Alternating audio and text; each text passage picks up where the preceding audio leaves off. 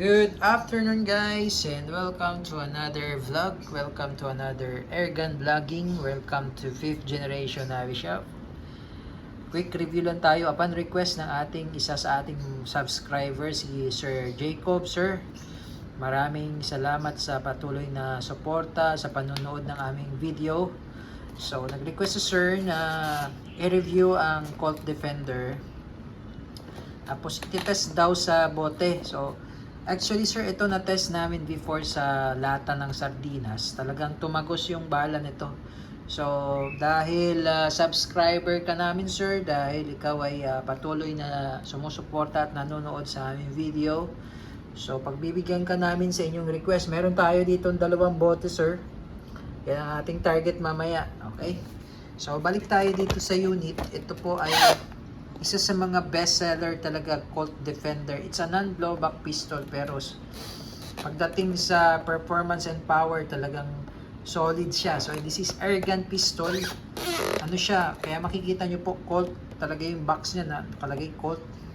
So this is licensed by Colt itself. So yan, kaya mayroon siya mga markings diyan na Colt Defender. Ayan, no? Makikita nyo kaagad yan. Yung mga full markings yan. Tapos this is full metal. Ayan, full metal quality, steel BB 4.5mm. That's steel ball po, no? So ibig sabihin ng BB is ball bullets. So ito yung bulitas. Ayan, yan yung bulitas. Ayan, no? Dumidikit yan sa magnet. Ito may magnet kasi ito dito. Ayan, no? Ayan. So bulitas talaga ang bala niya, 4.5mm steel ball. Ayan, bulitas yan. Ayan. Tapos, yung propellant, this is the projectile, bulitas. Tapos yung pinaka-propellant niya ay CO2. Ito naman yung CO2 cartridge na 12G. 12G CO2 powered. So, ito yun.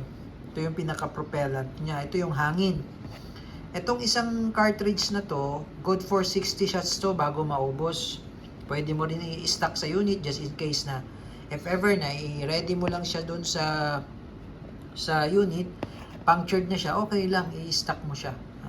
So 12G siya, CO2 cartridge. So ito ay Pop Dino brand yung tatak nito, yung brand. Pwede ka namang gumamit ng hindi branded, basta 12G.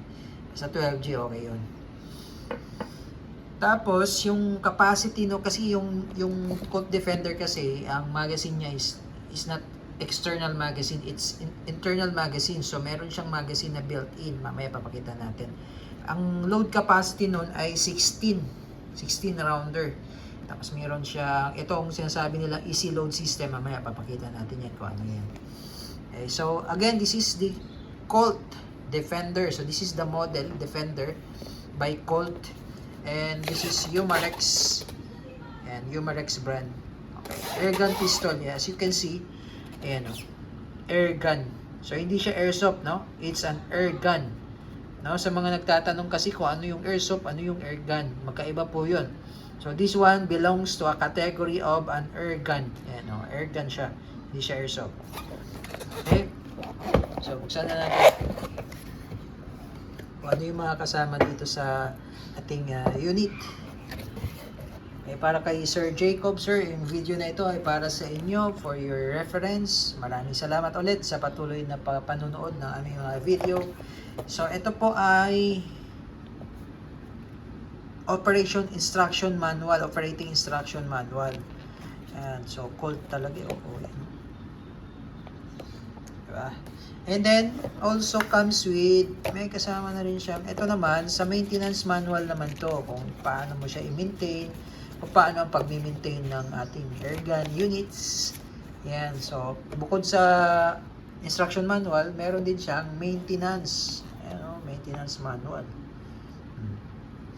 Yan. Sa airguns at airsoft, meron yan. Kaya yun. Airgun, airsoft guns. So, magkaiba po yan. Okay?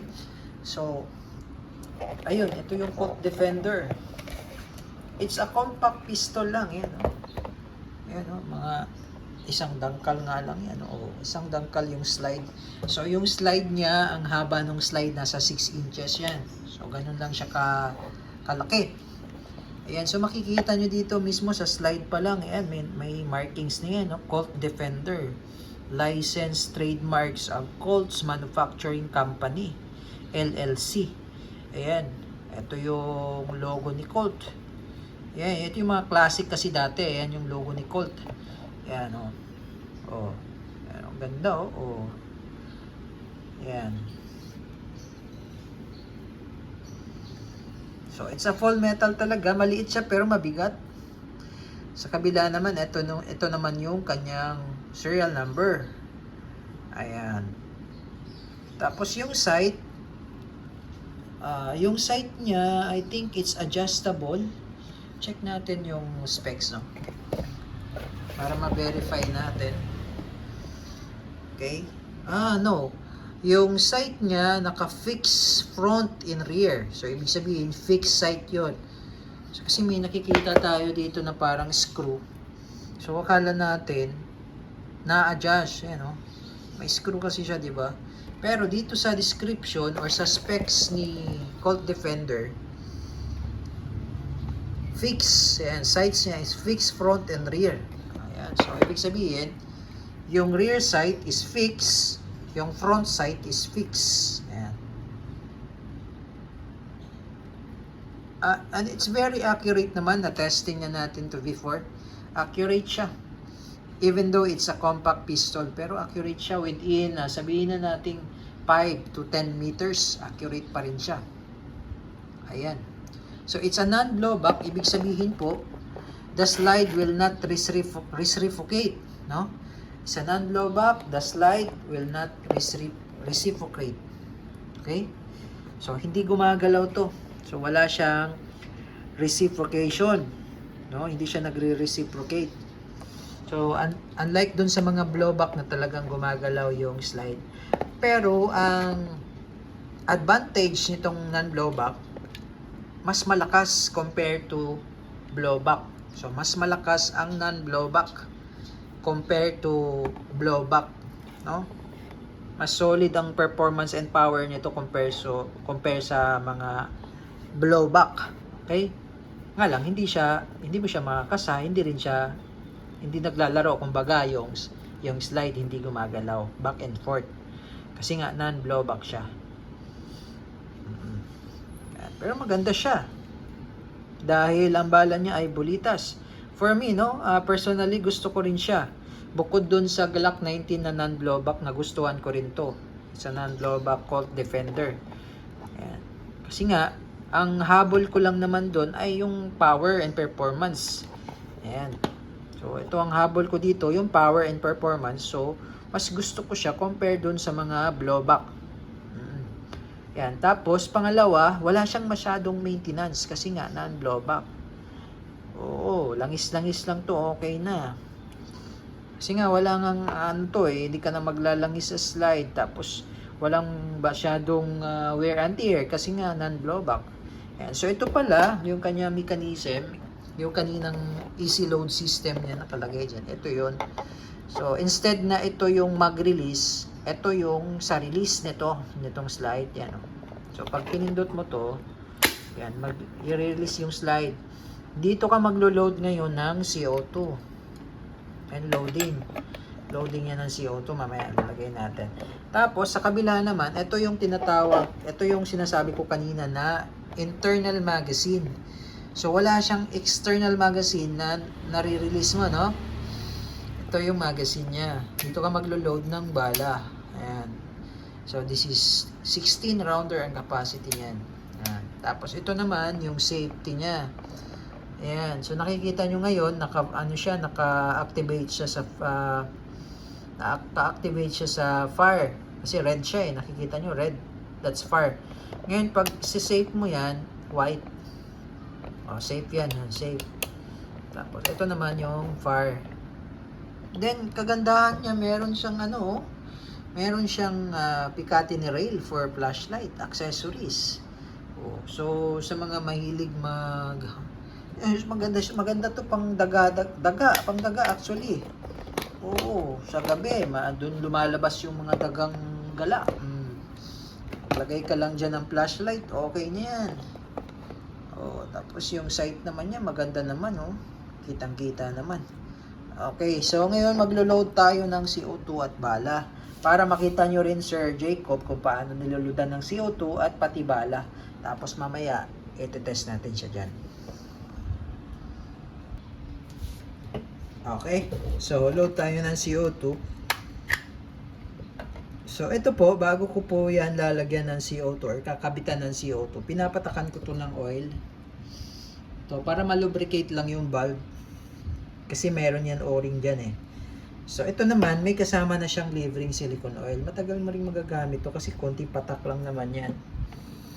Ngayon, yan o.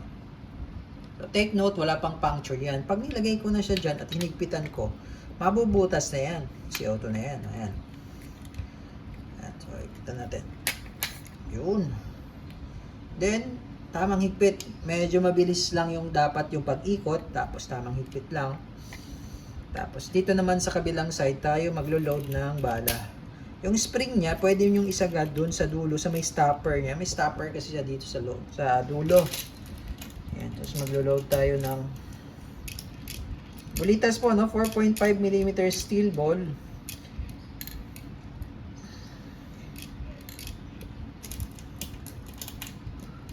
So ang gamit natin ay silver coated. Ayan. So, pag napuno na, that's single stock lang po, no? Single stock. Release mo lang yung spring. Ayan. Tapos, balik mo lang din yung clip cover. So, ganun lang siya kadali. Oh. And you're ready to fire. Ayan. Colt Defender. So, testingin natin. So, ayan sir, nakapwesto na yung ating target. So, I'm about 3 meters away from the target. And this is the Colt Defender non-blowback airgun pistol. And firing. Kitang-kita nyo naman sir. One shot lang. Oo. Only one shot. And firing. Oh. Oh. Diba? One shot lang. Pwede mo rin yan rat-ratin.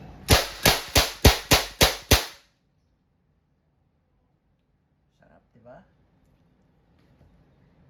Colt Defender Steel Ball by Umarex.